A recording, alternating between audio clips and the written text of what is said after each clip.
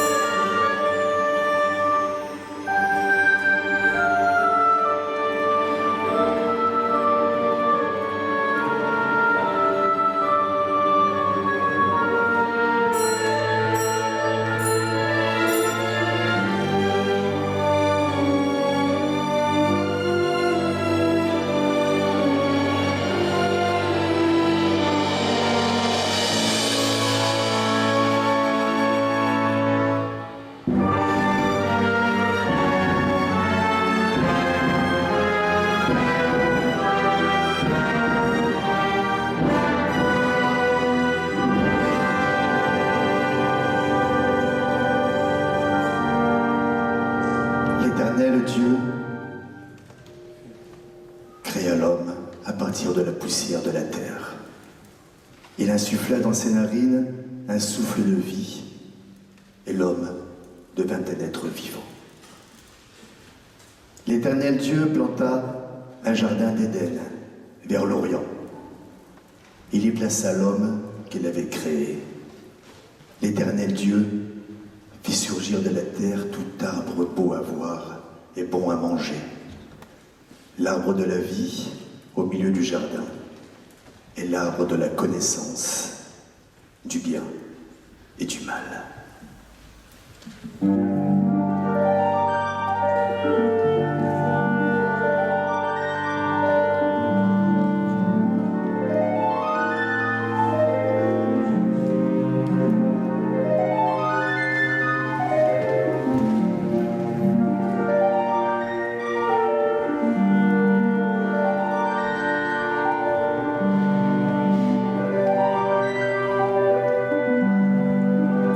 Dieu plongea l'homme dans un profond sommeil, si bien qu'il s'endormit.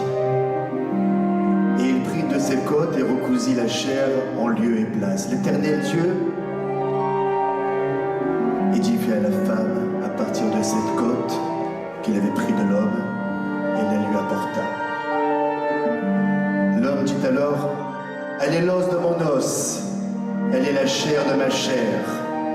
Elle sera nommée femme, car elle a été créée à partir de l'homme.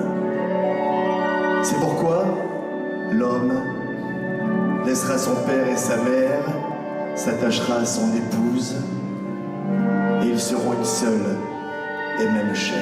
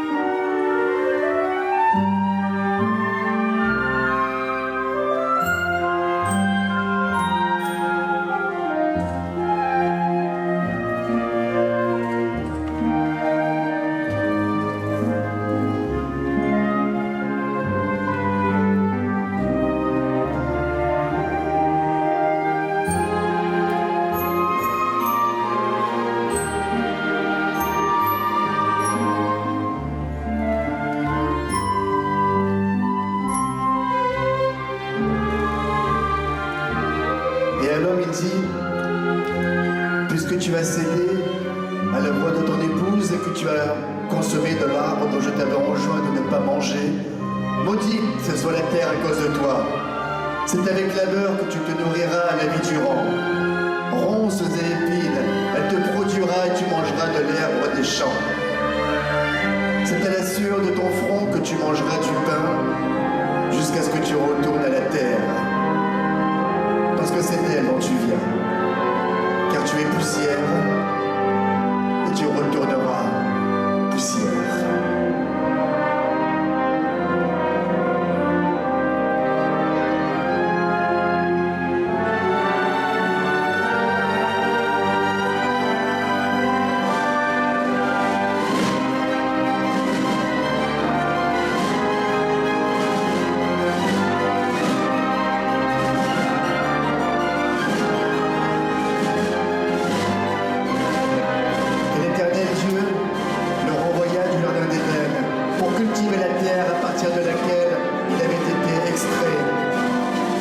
Chassé l'homme, il posta devant le jardin d'Éden les chérubins unis de la lame d'épée flamboyante pour garder le chemin de l'arbre de vie.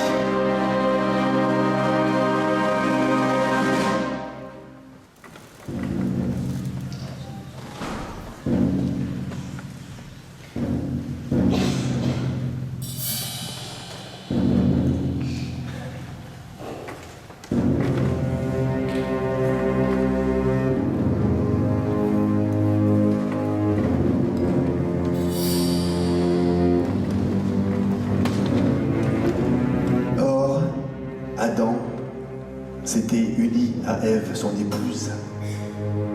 Elle conçut et enfanta Caïn en disant « J'ai fait naître un homme avec l'aide de Dieu. » Elle enfanta ensuite son frère Abel.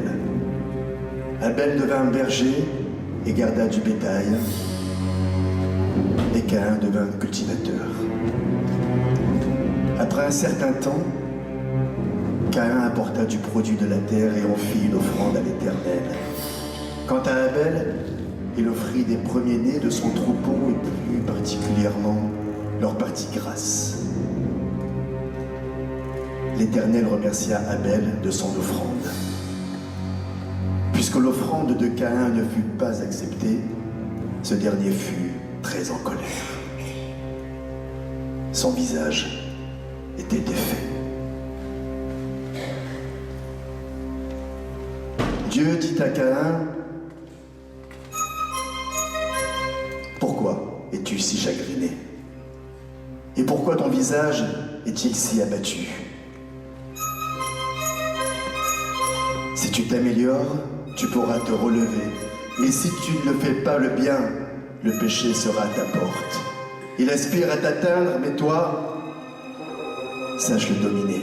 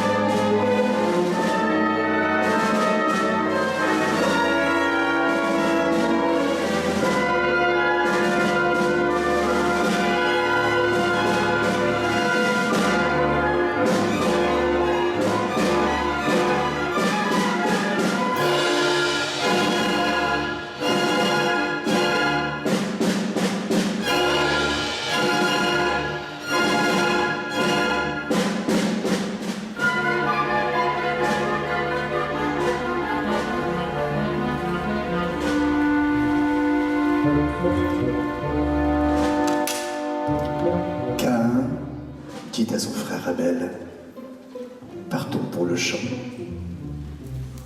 Mais alors qu'ils étaient au champ, Caïn surgit devant Abel, son frère. Il le tua. Dieu dit à Caïn,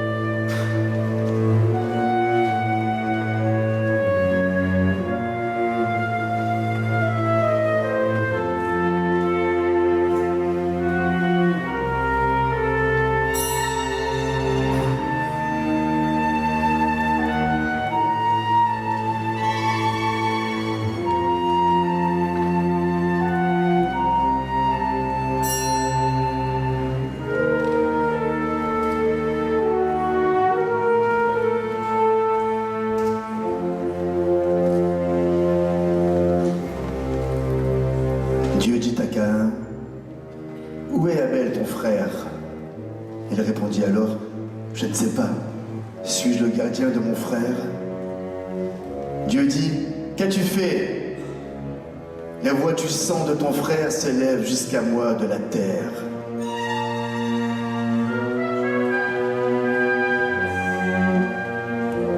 À présent, tu es baigné de la terre qui a ouvert sa bouche pour recevoir de ta main le son de ton frère.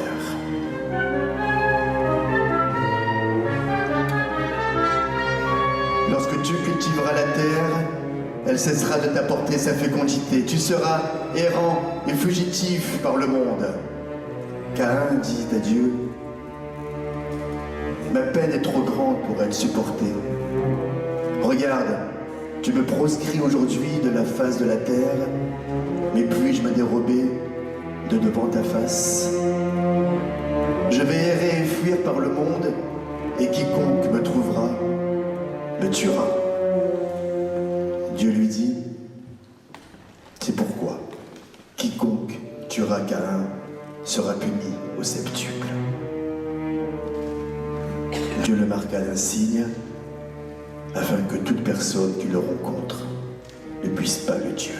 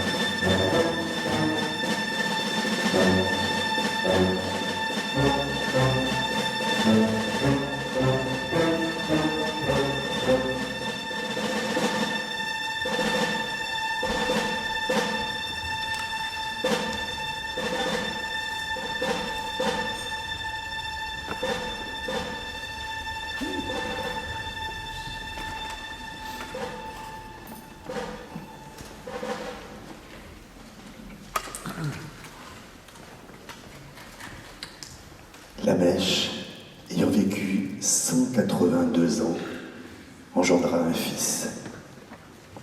Il l'appela Noé, en disant «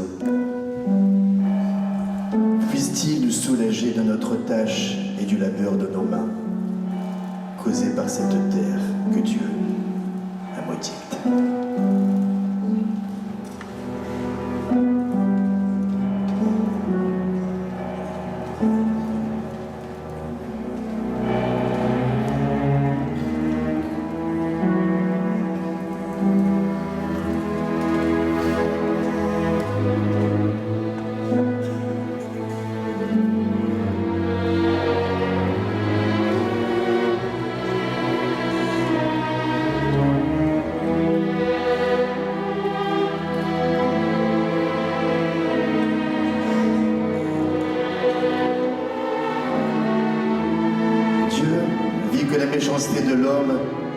monde sur la terre et que toutes les pensées de son cœur se portaient constamment vers le mal. Dieu regretta d'avoir créé l'homme sur la terre et il en fut affligé en son cœur. Et Dieu dit: j'effacerai l'homme que j'ai créé de la surface de la terre, de l'homme jusqu'à l'animal, de l'insecte jusqu'à l'oiseau du ciel, car je regrette de les avoir créés. Mais Noé trouva grâce aux yeux de l'Éternel. Voici l'histoire de Noé. Noé était un homme juste et intègre parmi ses contemporains. Il se conduisait selon la loi de Dieu.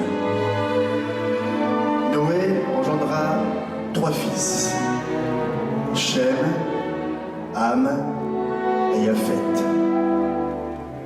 Dieu trouva que la terre s'était corrompue et remplie de violence. Dieu dit à Noé: la fin de toutes les créatures est arrivée, car la terre est remplie de violence, et je vais les détruire avec la terre.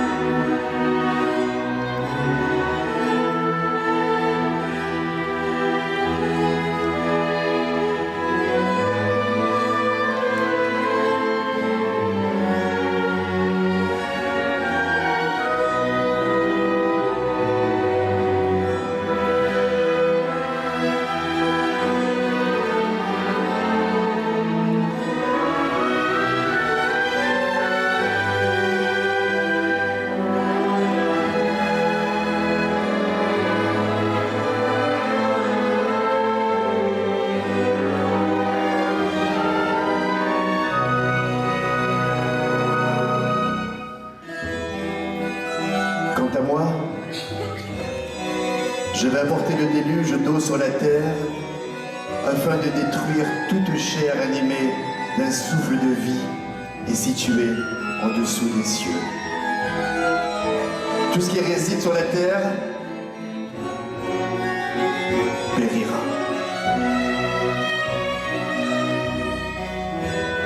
J'établirai mon alliance avec toi et vous entrerez dans l'arche, toi, tes fils, ta femme et les femmes de tes fils.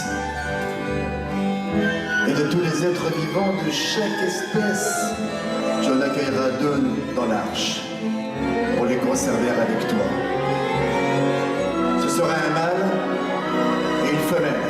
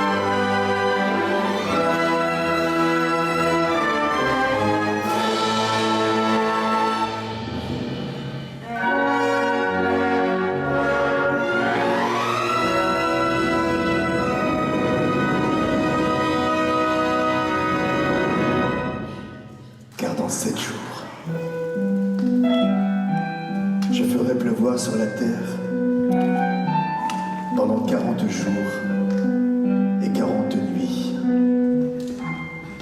Et j'effacerai tous les êtres que j'ai créés de la surface de la terre. Les eaux augmentèrent et grossirent considérablement sur la terre, de sorte que l'arche flotta à la surface des eaux. Puis les eaux redoublèrent d'intensité sur la terre, et les plus hautes montagnes qui sont sous les cieux furent submergées. De 15 coudées plus hautes, les eaux s'élevèrent et avaient recouvert les montagnes. Alors périt toute créature qui se mouvait sur la terre, oiseaux, bétail, bêtes sauvages. Tous les êtres pullulants sur la terre et toute l'espèce humaine. Tout ce qui était animé de souffle de vie, tout ce qui peuplait la terre, périt.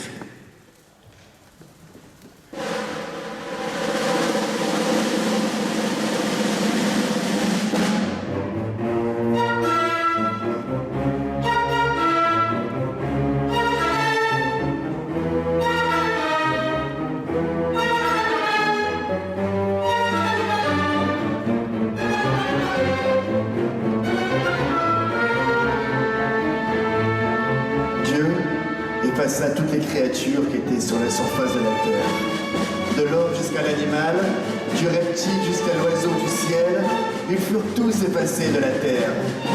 Il ne resta que Noé et ce qui était avec lui dans l'arche.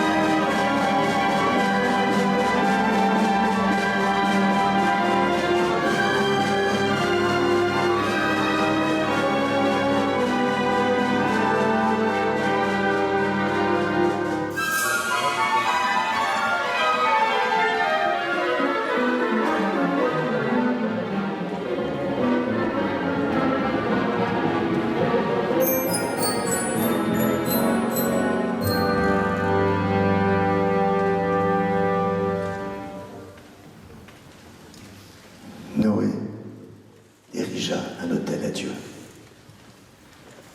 Il prit des animaux purs et des oiseaux purs et les offrit en holocauste sur l'autel.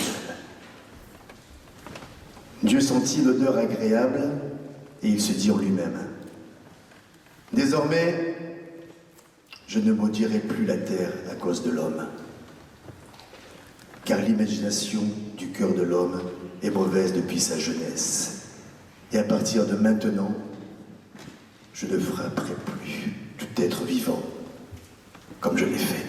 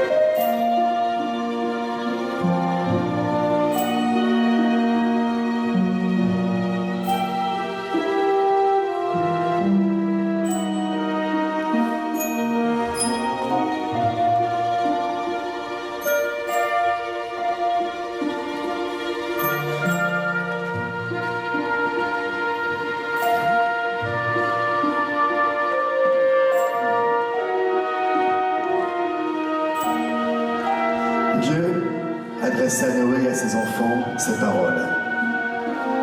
Quant à moi, je veux établir mon alliance avec vous et avec votre postérité, et avec toute créature vivante qui est en vous, oiseaux, bétail, animaux des champs qui sont avec vous, tous les animaux terrestres qui sont sortis de l'arche. Je confirmerai mon alliance avec vous. Nulle chair ne périra par les eaux du déluge. Nul déluge désormais ne désolera la terre.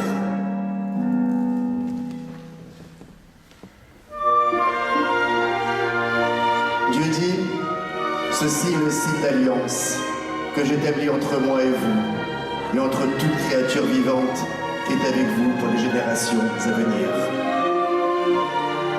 J'ai placé mon arc dans la nue, et il deviendra un signe d'alliance entre moi et la terre. Et lorsque j'amoncellerai les nuages sur la terre, l'arc apparaîtra dans la nue. Et je me souviendrai de mon alliance avec vous et tous les êtres vivants. Et les eaux ne deviendront plus un déluge, anéantissant la terre et toute chair.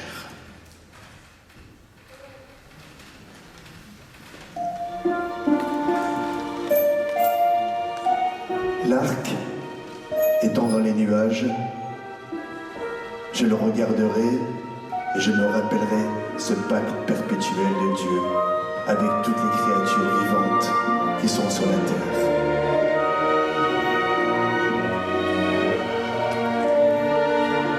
Et Dieu dit à Noé, c'est là le signe de l'alliance que j'établis entre moi et les créatures de la terre.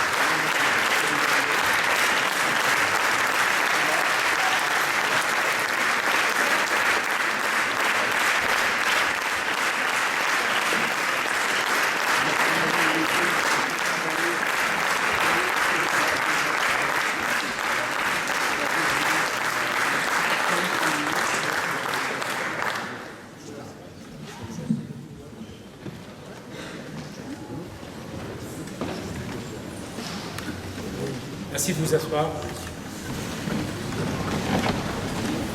J'ai appris français avant 60 ans et 4 mois. Ça pas suffisant pour parler ici français.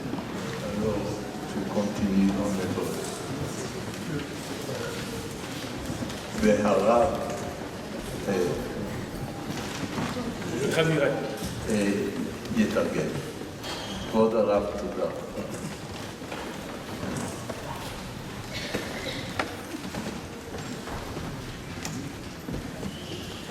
קודם כל,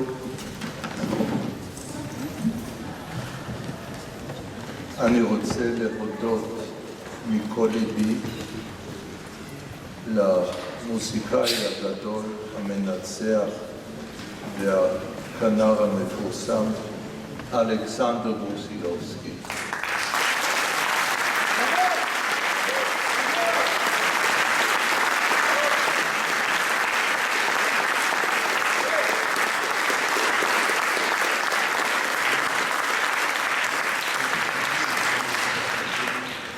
עבור האינטרפרטציה הגדולה ולכל הנוער הצעיר שמנגן פה לא יאומן.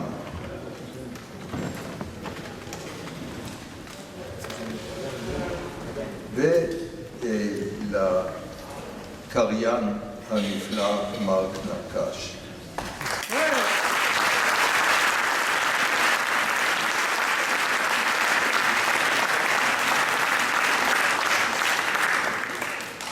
Monsieur Berliner souhaite féliciter d'abord le chef d'orchestre et aussi violoniste réputé, et également remercier Marc Nakache qui a été celui qui a été le narrateur, et bien sûr l'ensemble des jeunes musiciens qui ont interprété de façon exceptionnelle.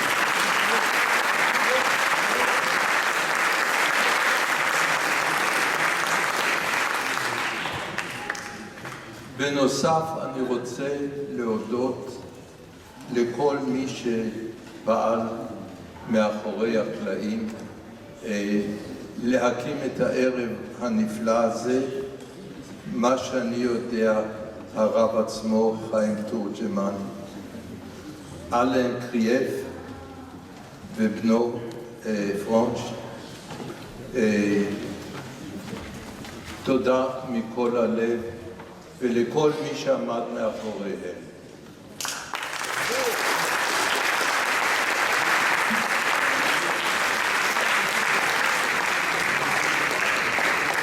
Il souhaite remercier tous ceux qui ont travaillé dans les coulisses, en l'occurrence Alain Krief, son fils, et puis votre serviteur.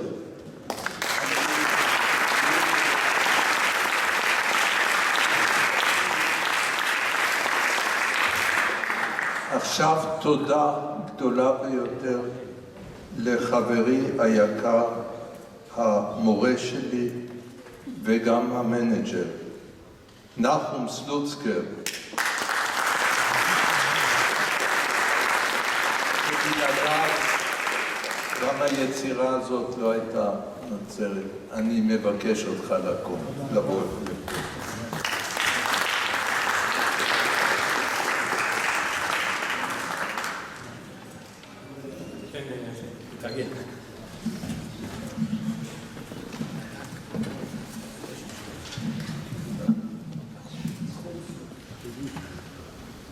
Je tiens aussi à remercier celui dont il a une collaboration très précieuse, une aide exceptionnelle, et qui est en même temps son manager, et qui, en la personne de Nahum Slutzker.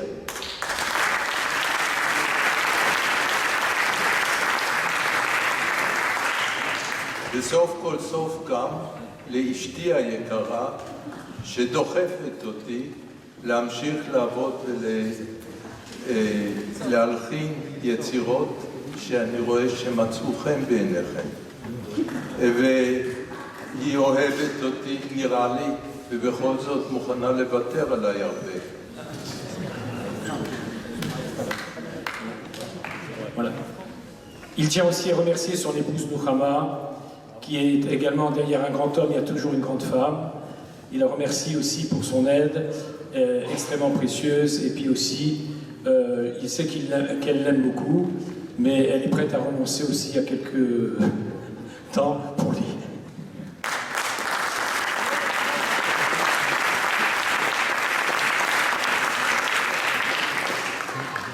ליצירה ששמעתם הייתה עד כה הצלחה בינלאומית מאוד גדולה בהרבה מאוד שפות ופסטיבלים,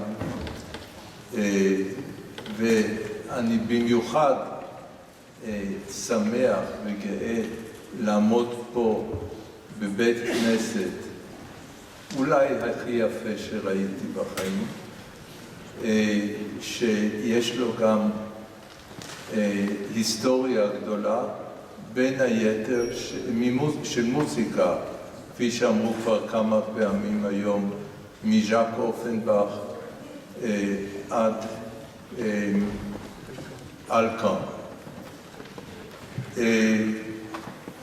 מה ששמעתם היה בשבילי משהו מאוד ייחודי.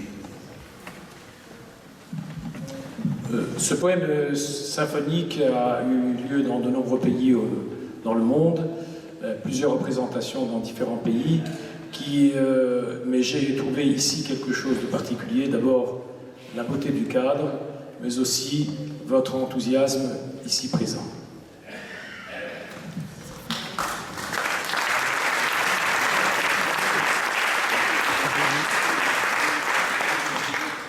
הייחודיות היא קודם כל, ואני מאוד שמח שלפני אולי 12 שנה הרעיון עלה במוחי לקשר את התורה עם מוזיקה די קלאסית, שתתאר את מה שהקריין קורא, ולא לקחתי זמר, היה חשוב קריין שהקהל יוכל להבין כל מילה, אפילו הוא יכול להקריא בשפה של המקום, כי כפי שאתם יודעים, התורה היא הבסט-סלר של כל הזמנים ותורגמה לכל השפות בעולם.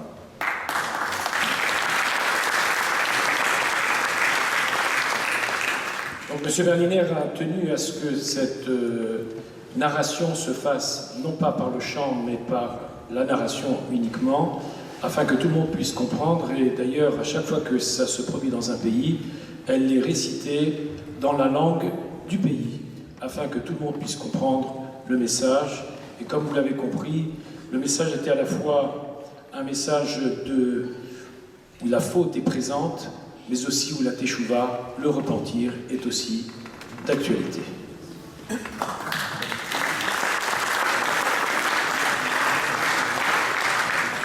בסך הכל משהו מיוחד ביותר, אני חושב, בבית כנסת שומעים בשבת את קריאת התורה שהיא זמרה של טעמים. התורה כבר מכתיבה איך לשיר את התורה כשקוראים אותה בשבת, יום שני וחמישי. אבל בנוסף לכך שומעים מקהלות הרבה בבית כנסת. אבל לשמוע תזמורת קאמרית שלמה זה לא רגיל, זה אפילו, הייתי אומר, לא היה מקובל. אולי זה פעם ראשונה. ובבית כנסת כזה, זה נותן לכל ייחודיות מיוחדת במינה. ואני רוצה לסוף להודות לכם קהל נכבד ויקר, שבאתם ליהנות איתי מהערב הזה. תודה רבה.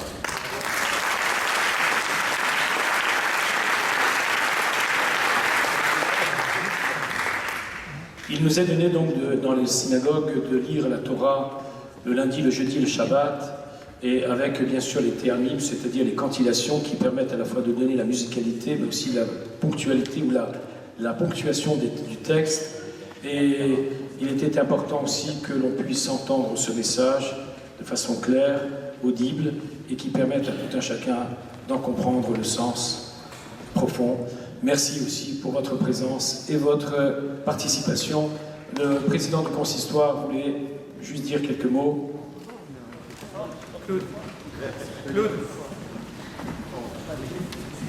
Je voulais simplement, avec les administratrices et administrateurs du consistoire qui veulent bien me rejoindre, s'il vous plaît, Claude notamment, Claude Haïk, qui est aussi à l'origine de ce projet, remettre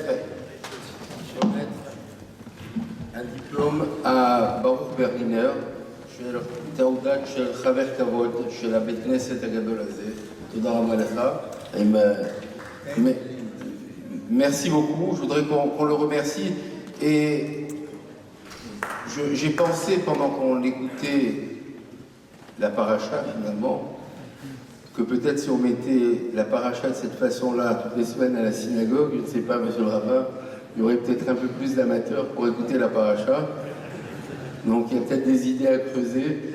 Et en tout cas, il nous a permis en musique d'écouter un morceau de Bereshit. Alors cette synagogue, c'était la première du consistoire, on a fait Bereshit, donc il est en train de préparer Shemot pour la prochaine synagogue. Donc vous êtes conviés pour la prochaine préparation. זאת הבית כנסת היותר ותיקה של הקונסיסטואר, אז התחלנו פה עם בראשית, ואנחנו מחכים שמות בבית כנסת אחר.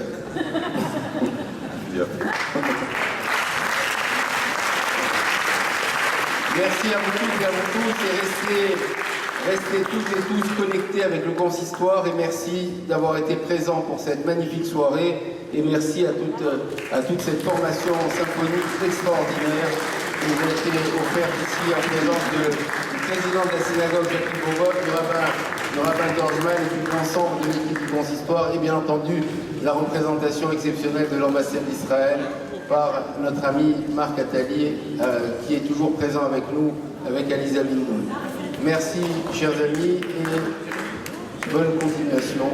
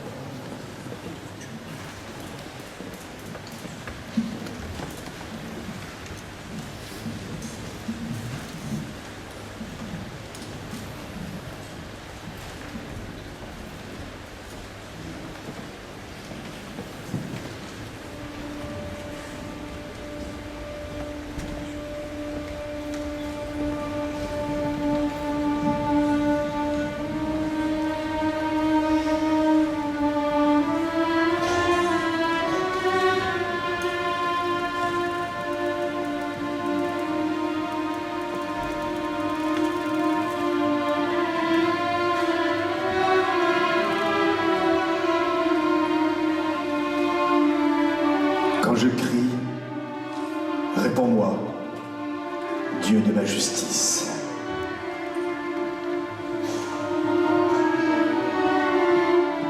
Seigneur, écoute ma voix. Aie pitié de moi. Écoute ma prière. Ne sois pas insensible à mes larmes. Aie pitié de moi. Écoute ma prière.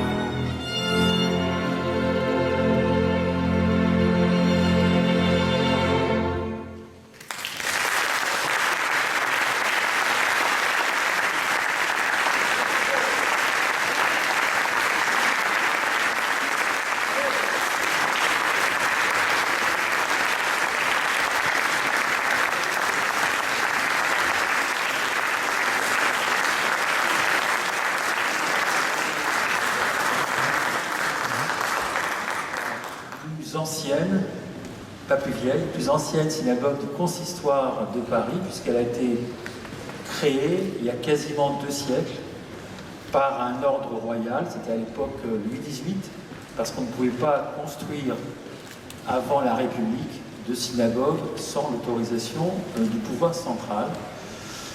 Et donc cette synagogue a accueilli de grands événements, heureux et moins heureux. Elle a eu de grands rabbins, elle a un grand rabbin aussi aujourd'hui, le Chaim Torjman. Le grand rabbin de France, M. Kaplan, a été rabbin de cette synagogue. Elle a vécu de très belles heures. Jacques Offenbach, qui était un jeune Lorrain, a été à la fin du XIXe siècle chef de chœur, ici un très bel orgue qui est derrière vous au 2e étage, avant de faire la carrière qu'il a faite dans l'opéra et dans des grands airs qu'on connaît. Il y a bien sûr des heures sombres, celles de la Seconde Guerre mondiale, et les plaques que vous avez vues à l'entrée de la synagogue témoignent du lourd tribut que cette communauté a payé, bien sûr, et notre rabbin, le rabbin de l'époque, M. Sachs, et son épouse ont été arrêtés ici à Paris et sont morts en déportation à Auschwitz. Voilà. Je voulais remercier, il y a de nombreuses personnalités qui sont présentes, du monde politique, la vice-présidente du conseil départemental du Cerneman, des élus, des responsables du consistoire, je vois des administrateurs du consistoire de Paris que le président Joël Merguis saluera. Mais je voulais vous remercier de votre présence. Merci pour ceux qui ne sont jamais venus aux synagogues d'être dans ce lieu. C'est normal que ce lieu qui est un lieu de prière soit aussi un lieu d'échange, de culture. Et Nazareth est très heureux d'accueillir ce très beau concert que nous offre ce soir le Consistoire de Paris et le Consistoire de France. Et je remercie bien sûr les initiateurs de ce projet qui œuvrent au sein du consistoire dans l'équipe culture. Je parlais de notre ami Alain Krief et Claude Annick qui est là. Tu peux te lever, Claude. Voilà, donc ça va. La parité, c'est très important au consistoire de Paris. Voilà, donc à chaque poste, un homme et une dame pour œuvrer pour l'institution parisienne. Ça ne dérange pas? Non.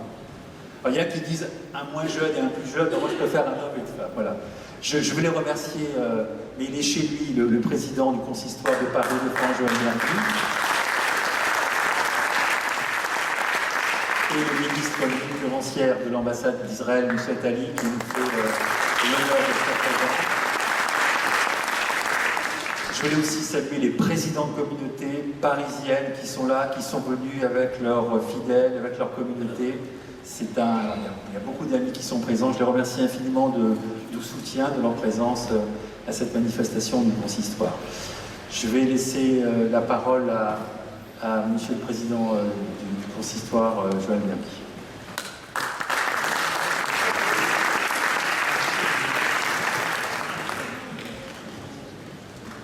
Bien, chers amis, cher Rabbin Torjman, cher Jacques-Yves, cher Marc Attali, ministre plénipotentiaire de l'ambassade d'Israël, chers collègues administrateurs du consistoire, administratrices et administrateurs du consistoire de Paris et de France, mesdames, messieurs, chers amis, vous n'êtes pas venus m'écouter, donc je vais être très bref, simplement pour vous dire le bonheur que j'ai toujours de voir une synagogue pleine, et une synagogue pleine de personnes qui viennent pour se ressourcer de notre identité dans toutes ses facettes.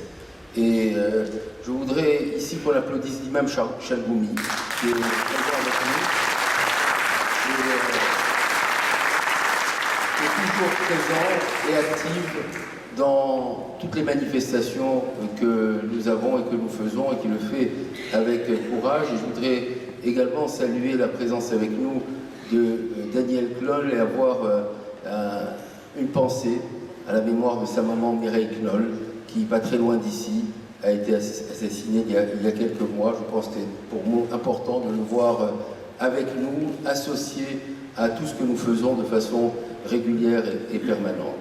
Il y a maintenant quelques années, j'avais le souhait d'une idée qui m'est venue ici, hein, Jacques-Yves, tu le sais, quand j'ai vu la synagogue pleine pour voir le chandelier enterré qui était produit par notre ami Alain Krief, je me suis dit que nous avons un magnifique patrimoine et qu'on pouvait faire des représentations à l'intérieur de nos belles synagogues et pas obligatoirement que dans des théâtres.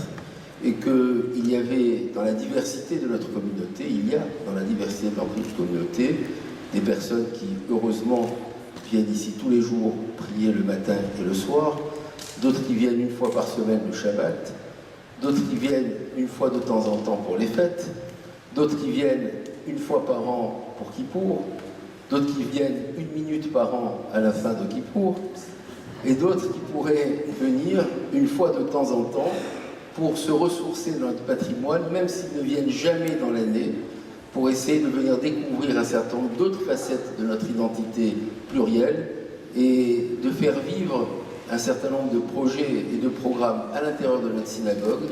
Ça permet de faire exactement ce qui représente la synagogue, le Bet HaKnesset, le lieu de rassemblement de la communauté. Et à tout moment de notre histoire, nous avons cherché à rassembler à l'intérieur de notre synagogue la diversité de notre communauté, à accueillir comme nous le faisons ce soir. Et je remercie les élus de la République qui viennent, et je voudrais qu'on les applaudisse parce qu'ils sont présents avec nous. Et je le dis régulièrement, c'est très important la présence des élus dans leur diversité, parce que nous essayons dans ces lieux, dans ces beaux lieux, les plus anciens comme les plus récents, de réunir la communauté juive pour produire des messages. Et les messages de ce soir, qui sont à la fois le 210e anniversaire du consistoire, c'est l'année du 210e anniversaire du consistoire, c'est dire combien notre institution vit et fait vivre le judaïsme français depuis si longtemps, les 70 ans de l'État d'Israël, mon cher Marc Attali, il n'y a jamais dans notre idée de contradiction dans la commémoration de la communauté juive, dans la commémoration de la France, de la commémoration d'Israël, dans les temps dans lesquels nous vivons. C'est effectivement des commémorations de tous les symboles de la liberté, de la fraternité, de la démocratie, de l'amour de l'autre. Et c'est ce que nos synagogues, nos lieux, nos écoles, tous les endroits où nous essayons de passer des messages sont toujours dans cette belle direction. Alors ce soir, on va écouter des belles musiques. On va remercier Israël de nous donner ce magnifique concert.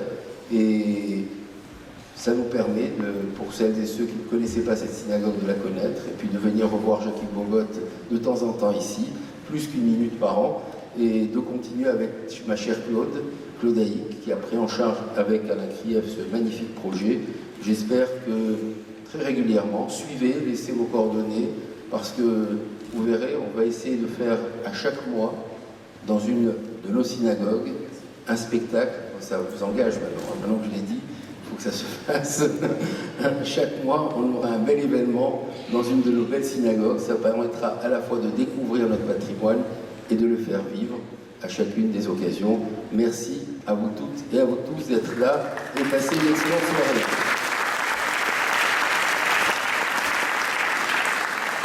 J'invite Marc Attali, qui est ministre pénitentiaire de l'ambassade d'Israël, à venir prendre la parole.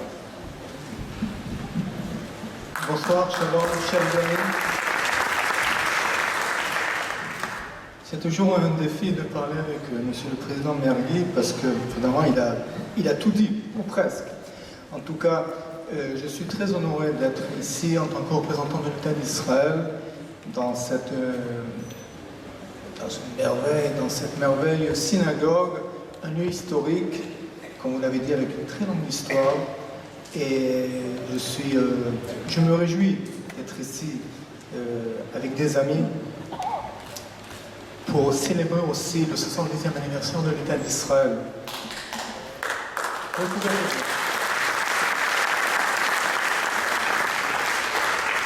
Et vu que cette soirée est consacrée à la musique, je ne vais pas être trop long. Et quand on parle de la musique, il faut dire aussi que la musique, les chants, cette joie, cet optimisme qu'on présente de la musique fait partie de notre histoire. Je ne vais pas prendre la place du rabbin, mais rien que quand les enfants d'Israël quand ils traversent la mer Rouge, la première des choses qu'ils font, ils remercient Dieu à travers Shiratayam, vous le savez bien, à travers la musique. La musique, c'est l'espoir, c'est l'optimisme, c'est l'avenir, c'est une source d'inspiration. Et on est là aussi, quand on parle de source d'inspiration, aussi de célébrer l'indépendance de l'État d'Israël. Et je vais conclure en disant que depuis mon arrivée à Paris il y a 3 ans, j'ai trouvé dans la communauté juive de France, et bien sûr, et tous les amis d'Israël présents ici, vraiment un allié, je peux dire même un atout très important pour Israël, pour la force d'Israël, pour soutenir Israël. Et si nous, notre devoir en tant qu'Israéliens, c'est bien sûr la prospérité de l'État d'Israël, la sécurité de l'État d'Israël, c'est notre devoir pour notre État qui est aussi le vôtre. Pour vous, le défi, les objectifs, c'est de renforcer votre identité juive et la place importante que joue la communauté juive de France dans l'histoire de France, dans la politique française, dans la réalité française, qui fait partie intégrale de cette société. Et ensemble, comme dit le dicton, l'union fait la force. Ensemble, juifs et non-juifs, tous ceux qui sont là pour défendre les valeurs, nos valeurs en tant que juifs et les valeurs de la République, c'est ça qui nous donne cet espoir que finalement, on peut vaincre tous ceux qui cherchent à nous détruire en tant que juifs, en tant que musulmans, en tant que chrétiens et d'autres. Parce que nos valeurs sont des valeurs d'ouverture, de paix et de fraternité. Alors nous sommes là ensemble, une grande famille, nous sommes là ensemble pour célébrer. Je vous souhaite une excellente soirée. Merci Monsieur le Président, Monsieur cher Alain, cher Claude, Monsieur Bobot. Je ne vais pas commencer à citer tous parce qu'autrement on ne va pas terminer cette soirée. Alors, Toda Rabba et Lidraut. Merci, Monsieur le Ministre. Je vais laisser la parole, bien sûr, à notre rabbin, le rabbin Chaim Torjman. Saluer et remercier tous les administrateurs de la synagogue de Nazareth, tous les fidèles qui sont ici nombreux. Saluer les rabbins aussi qui sont présents. J'ai vu Moshe Sobal, le grand rabbin de la Victoire, voilà, d'autres rabbins aussi. Et je laisse la parole à Chaim Torjman, le rabbin de cette communauté. Merci.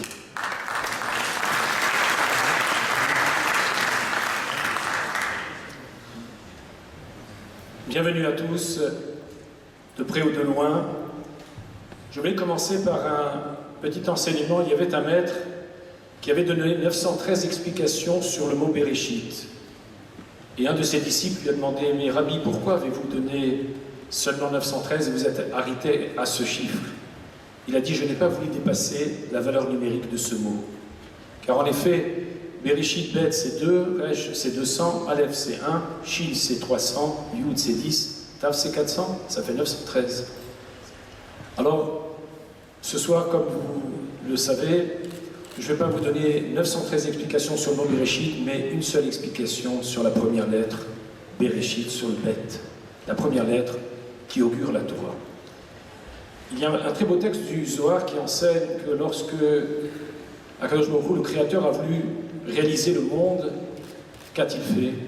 Toutes les lettres qui étaient sur sa couronne flamboyante sont venues de se présenter devant lui et lui ont demandé à figurer en première place.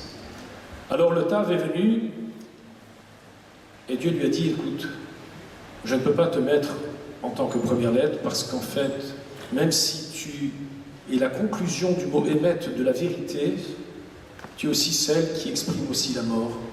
Et ce n'est pas bon de commencer par un texte, par une lettre qui n'augure pas quelque chose de positif. Le Shin est venu se présenter ensuite. Il lui dit, mais attends, toi tu es aussi l'initiale du Sheker, du mensonge.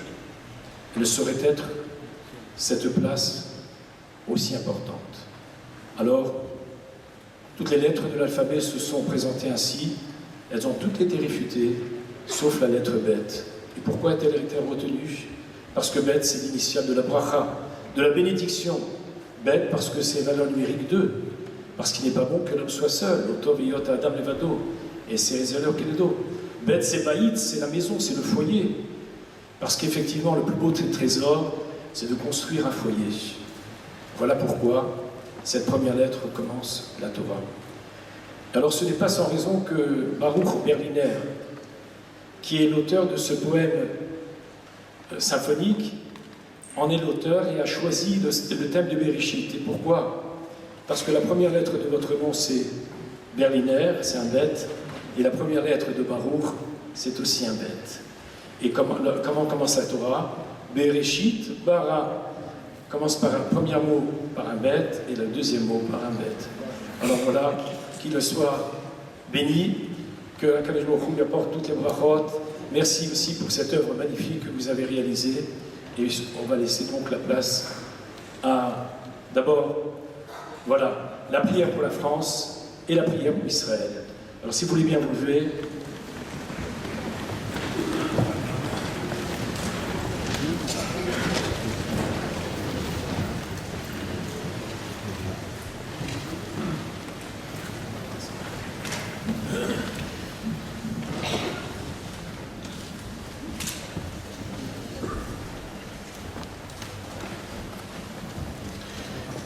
Dieu éternel, maître du monde, ta providence embrasse les cieux et la terre, la force et la puissance t'appartiennent. Par toi seul, tout s'élève et tout s'affermit. De ta demeure sainte, ô Éternel, bénisse et protège la République française et le peuple français. Que la France vive heureuse et prospère, qu'elle soit forte et grande par l'union et la concorde, que les rayons de ta lumière éclairent ceux qui président aux destinées de l'État et qui y font régner l'ordre et la justice. Que la France jouisse d'une paix durable et conserve son rang éminent au milieu des nations. Que la France défende en tout lieu et en tout temps le droit et la liberté. Que l'Éternel accorde sa protection et sa bénédiction pour nos soldats et les forces de l'ordre qui s'engagent partout dans le monde pour défendre la France et ses valeurs, les forces morales, le courage et la ténacité qui les animent sur notre honneur. Accueille favorablement nos vœux, que les paroles de nos lèvres et les sentiments de notre cœur trouvent grâce devant toi, ô Éternel, notre Créateur et notre Libérateur. Avinu Shebashamayim, Tzur Israël Begdoualo, Barech et Medinat Israël, Reshit Tzmichat Geulatenu, Agen Alea Bevrat Chazdecha, Fos Alea Sukat Shalomecha, Ushla Rucha Vamitecha Lerashea, Sarea Veatzia Betakenem Beetza Tova Milefanecha. חזק את ידי מגין ארץ קודשנו, והנחילם אלוהינו ישועה ותד ניצחון תעטרם, ונתת שלום בארץ ושמחת עולם ליושביה. ותחנו כל בית ישראל, פקודנה בכל ארצות פזוריהם. ותוליכם נערה קוממיות לציון עירך, ולירושלים משכן שמך, ככתוב בתורת משה עבדך, אם יהיה נידך בקצה השמיים, משם יקבצך אדוני אלוהיך, ומשם ייקחך. והביאך אל הארץ אשר ישבו אבותיך וירשתה, ויחד לבבנו לעבור ליראת שמך, וישמור את כל דברי תורתך, ושלח לנו מהרה בן דוד משיח צדקך, לפדות מחכה קץ ישועתך. עופר והדר גאון עוזך כל יושבי תבל ארצך, ויאמר כל אשר נשמה באפו, אדוני אלוהי ישראל, מלך ומלכותו בכל משל אמן סלע. Merci. Oui, vous pouvez vous asseoir quelques secondes. Bonsoir, je vais être très très court parce qu'on a un peu de retard. Bienvenue à la grande synagogue de Nazareth. Maman, tu peux t'asseoir. On va croire que tu es ma fiancée. Donc, bienvenue à la grande synagogue de Nazareth. Synagogue qui a une grande histoire puisque, comme l'a dit le président, c'était la synagogue de nos présidents, mes présidents, les deux sont mes présidents. Était la synagogue d'Offenbach et d'Alcan. Et ce soir, c'est la synagogue de M. Berliner. Et merci d'être là et on peut tous l'applaudir.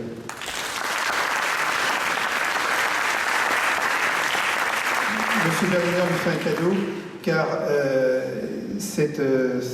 ce poème symphonique a été joué aux États-Unis, en Pologne, en Israël, et c'est pour la première fois qu'elle est jouée en France. Et quel plus beau lieu quel plus beau hommage qu'il pouvait nous faire que la jouer à Nazareth. Donc merci Monsieur Berliner. On a toujours pensé qu'on n'avait pas besoin d'être catholique pour aimer Chopin, Beethoven, ça paraît évident. On n'a pas besoin d'être musulman pour aimer Kalsoum, n'est-ce pas mon ami? On n'a pas besoin d'être juif pour aimer Gershwin ou Berliner. la preuve ce soir. Et on n'a pas besoin même de croire en Dieu pour tous les aimer. Et je tiens à remercier tous mes amis qui sont venus de Chine, car je tiens à les remercier du 77, de Montreux et de plus près de mon cœur. Voilà. Bienvenue à tout le monde et merci à Joël de nous avoir fait confiance. Merci à Jacques-Yves de nous avoir fait confiance et merci mon ami d'être venu pour représenter si bien Israël.